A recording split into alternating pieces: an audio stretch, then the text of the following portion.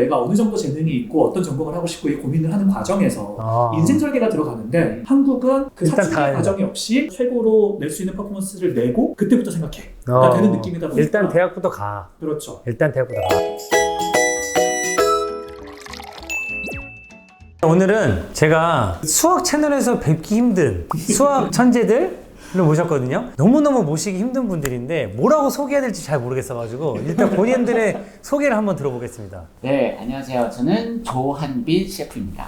네, 수학을 전공하기는 했지만 지금 파티시에 페이스트리 셰프로 활동하고 있는 조한빈 씨라고 합니다. 안녕하세요. 반갑습니다. 저는 양두수라고 하고요. 저는 수학이랑 컴퓨터공학을 전공을 했고 지금은 조직문화 컨설턴트로 글로벌 컨설팅 회사에서 8년째 일하고 있습니다. 두 분이 너무 겸손하셔가지고 심지어 우리 양두수 코치님은 자기소개를 영국에 있는 지방 전문대 나왔다고 이렇게 소개를 하세요. 지방에 있는 건 맞습니다. 지방에 있는 전문대. 전문대도 맞죠? 3년제. 3년제니까.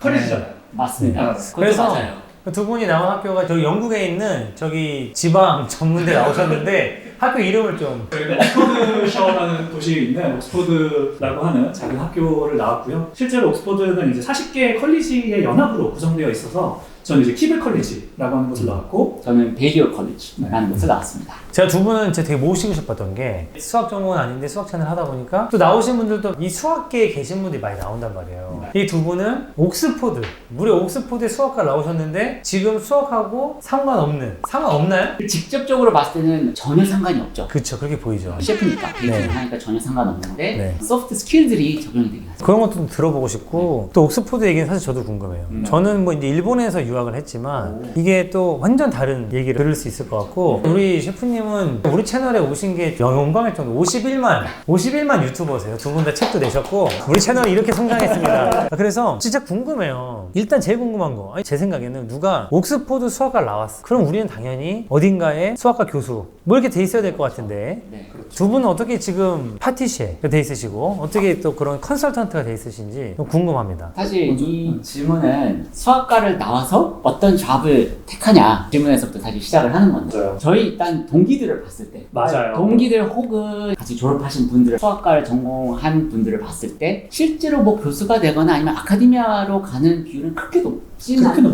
옥스퍼드조차도. 네. 그래서 제 주변에는 그래도 직장을 구하시는 분들이 많은데 그 직종이 보통 뭐 금융 쪽이거나 컨설팅 쪽이거나 가 많죠. 저도 그랬고. 그런데 이제 그 와중에 저는 좀 뭐 홍일점이라고 해야 될까? 좀 많이 다른 직종을 택한 거죠. 셰프 되신 분은 유일하시죠?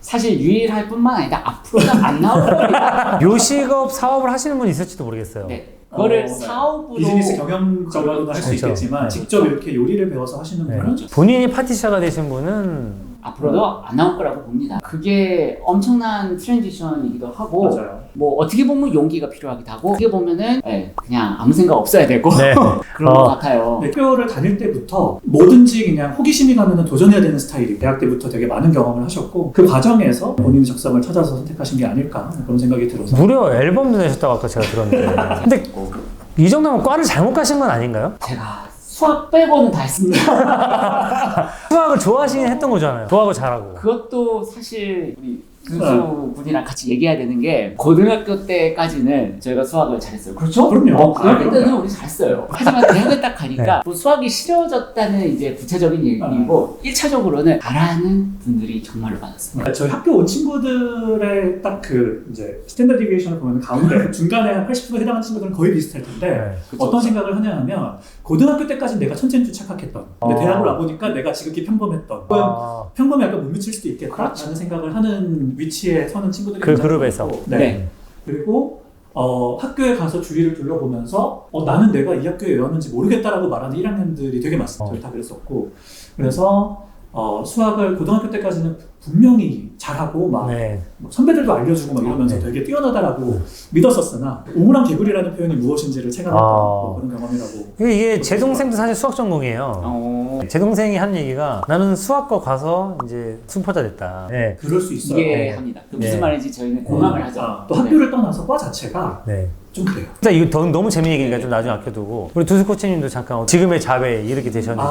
이거 되게 긴 얘기일 수도 있는데 짧게 요약해보면 저는 초등학교 5학년 때부터 수학과를 가는 게 꿈이었어요. 그리고 중학교 2학년 때 처음 프랑스로 유학을 갔는데 그때 제가 부모님에게 드렸던 말씀이 저는 대한민국 교육 시스템과 맞지 않아서 제가 좋아하는 수학만 공부하기 위해 프랑스로 가겠다라고 말씀을 드렸거든요. 네.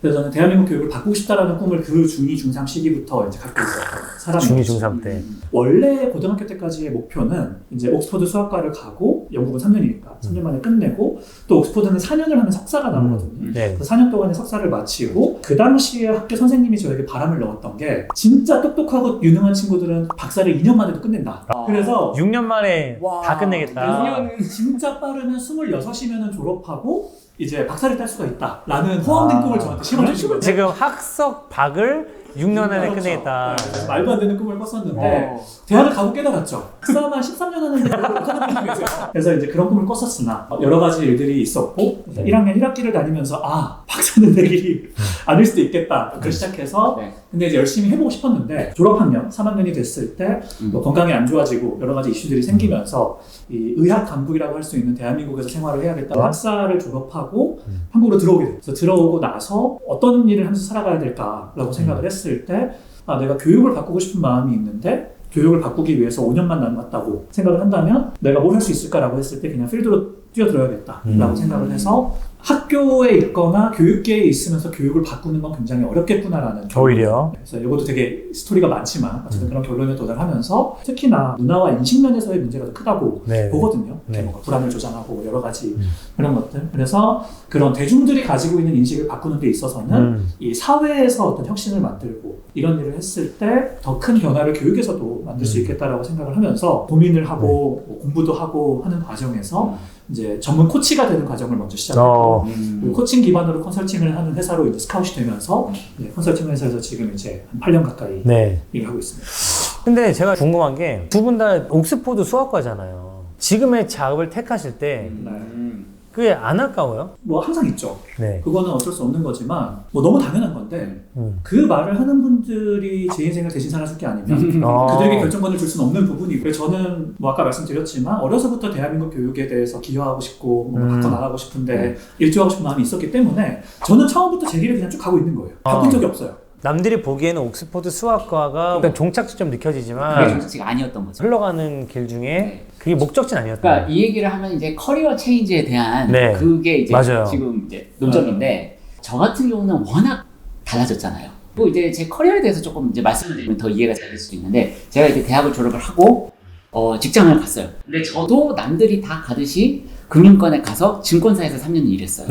그런 다음에 거기서 전략 컨설팅으로 옮겨서 1년을 했어요. 한번 옮겼죠. 그런 다음에 한국 와서는 게임 회사에서 3년. 그런 다음에 파티시가 된 거죠. 프로페셔널한 그런 직장을 거쳐서 이렇게까지 왔는데 제가 지금 이제 돌이켜 보면은 그렇게 직장 생활을 했기 때문에 할 수 있었어요. 그래도 네임밸류가 있는 직장들이었기 때문에 제가 후회가 없었던 거죠. 겪어보니까 좀 미련이 안 남았다 그래야 되나? 그냥 내가 새롭게 선택한 나의 길에 대해서 우려를 하시는 거는 뭐 나를 걱정해주든 뭐 누군가는 모르는 사람들이 시기 질투를 하는 뭐 이런 게 있겠지만 결국은 이전 커리어에 있던 어떤 명예가 됐든 뭐 돈이 됐든 이걸 뛰어넘으면 어떻게 했냐고 물어보고 부러워하고 그럴 수밖에 없는 거기 때문에 그러니까 주변의 평가에 흔들리다 보면 아무것도 안 되는 것 같아요. 그러니까 우리 양코치님이 딱 정확하게 짚어주신 게 툴이라는 표현을 썼잖아요. 그게 딱 맞는 것 같아요. 저 같은 경우는 사람들이 물어볼 수 있잖아요. 왜 옥스퍼드를 갔냐, 수학과를 갔냐 물어볼 수가 있는데 저도 양코치님만큼 네임밸류가 중요했어요. 제 인생에 있어서 그 네임밸류를 갖고 뭔가 이런 말 쓰잖아요. 뭉치는 폭이 넓어진다. 그거는 사실이에요. 그리고 저는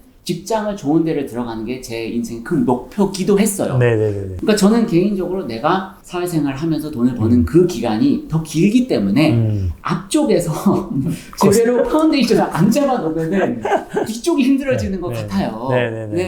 좋은 대학을 가야겠다. 그리고 과 같은 경우는 나중에 내가 좀 울신의 폭이 넓어질 수 있는 전공을 택해야겠다는 생각을 어릴 때부터 하긴 했어요. 그래서 수학과를 갔는데 이제 우리나라랑은 조금 다르잖아요. 영국은 수학과 나오면 좀 울신폭이 훨씬 넓잖아요. 그러니까 직장에 있어서. 맞아요.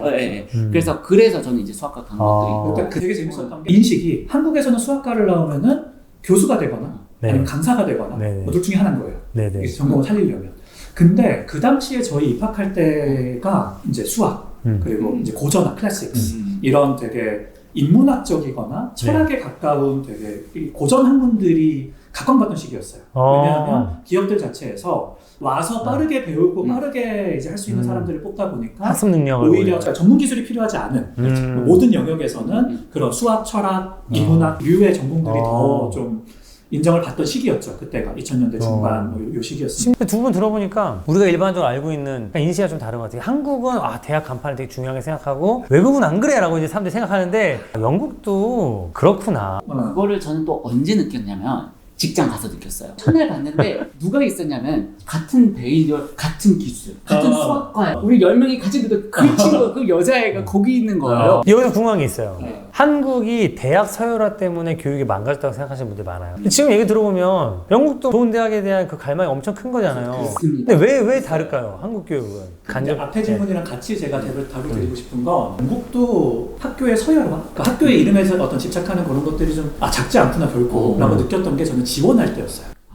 지원할 때 옥스포드, 캠브리지 지원하는 사람들은 2달 먼저예요. 영국은 대학 지원 시스템이 유카스라고 하나를 통해서 다 지원하거든요. 이게 아주 단순하게 옥스포드, 캠브리지 갈 애들 중에 붙을 애들은 다른 학교에 지원서도 넣지 말라는 거예요. 한국으로 치면은 막 예비 몇 번을 받고 했을 때 뭐 서울대 연대 붙은 애들이 빠지면은 얼마가 뭐 이런 것들이 있잖아요. 그런 것들을 막기 위한 것 같은데 어쨌거나 지원을 할 때 그래서 2달 먼저 지원서를 넣고 12월 중순에 이미 면접을 보러 가고 하는 프로세스가 진행되는 것 자체가 특히 옥스브리지를 이렇게 좀 차별해서 관리를 하는구나라는 걸 느꼈는데 그 두 번째 질문에 제가 답을 드리고 싶은 건 그렇게 딱 서열화, 위아래가 딱 나눠져 있는 느낌이다 보니까 모두가 옥스브리지를 가려고 하잖아요. 그게 차이인 것 같아요. 맞아요. 뭐 예를 들어서 그냥 재능대로 간다라고 했을 때 그럼 한국은 40% 안에 드는 친구들은 다 서울대를 목표로 시작해요. 맞아요. 근데 들어가는 사람은 1% 내외겠죠. 옥스브리지 같은 경우는 명문 사립고 같은 데는 막 3분의 1, 4분의 1이 옥스브리지를 가고 학생 졸업생들 중에 이러다 보니까 중고등학교에서부터 어느 정도 갈리기 시작하면서 적당하게 갈지 혹은 대학을 안 갈지 옥스브리지는 아니지만 탑티어를 노릴지 요걸 이제 선택하는 게 중고등학교 과정이 있고